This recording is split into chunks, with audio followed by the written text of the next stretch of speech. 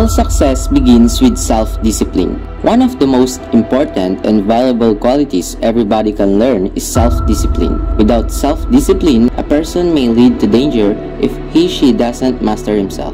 This ability is important in every area of life, and while most individuals understand its value, very few do anything to enhance it. But before we dig deeper into this, is everyone aware of self-discipline? Pagriing ko, tsak ag gururnos ti nidaak, gancak aglutluto ti balunak. May barita ako sa disiplina sa lalaman.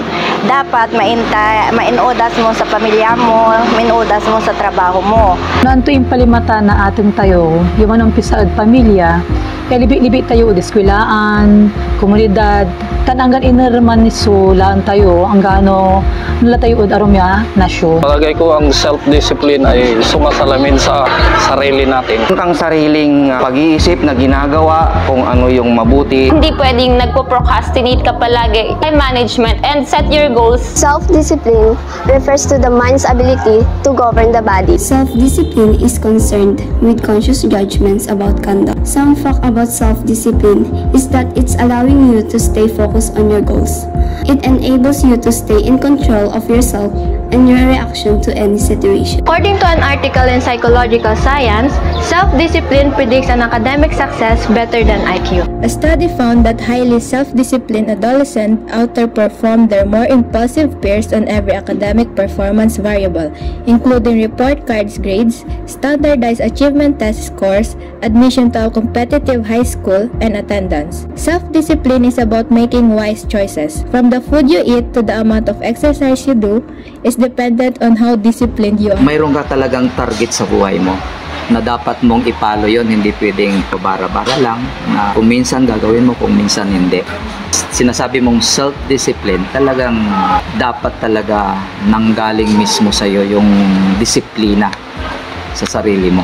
Ang self-discipline o didisiplina sa sarili, ito ay pagsunod sa mga batas at pagkakaroon ng tamang asal. Sa akin, ang self-discipline ay ang pag-iiwas sa mga bagay-bagay na ikasisira ng iyong kinabukasan. Halimbawa na lamang dito ang paggamit ng mga masasamang gamot, halimbawa na lang ang droga. In our school, learners always value time by entering the school early and see to it that their respective areas are clean.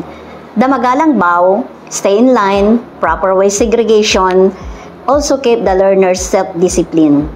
Aside from that, following the school rules and regulation in terms of no cell phone policy during class hours, no any form of violence, and any material that are harmful to them, and no cigarette, no liquors, because our school is a child-friendly school. In order to lead a healthy life, everyone should practice self-discipline. The DepEd core values makadiyos, makatao, makakalikasan, and makabansa can help a well-disciplined individual in many ways. These core values not only guide individuals in their daily lives, but they also help to shape a person's character and behavior to become a better citizen of the country.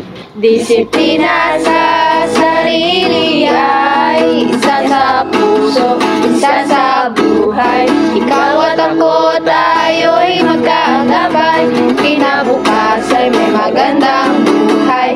Hay, ahay ang buhay. Hay, ahay ang buhay. Hay, ahay ang buhay. Disiplinado Pilipino, isa sa buhay, isa sa buhay.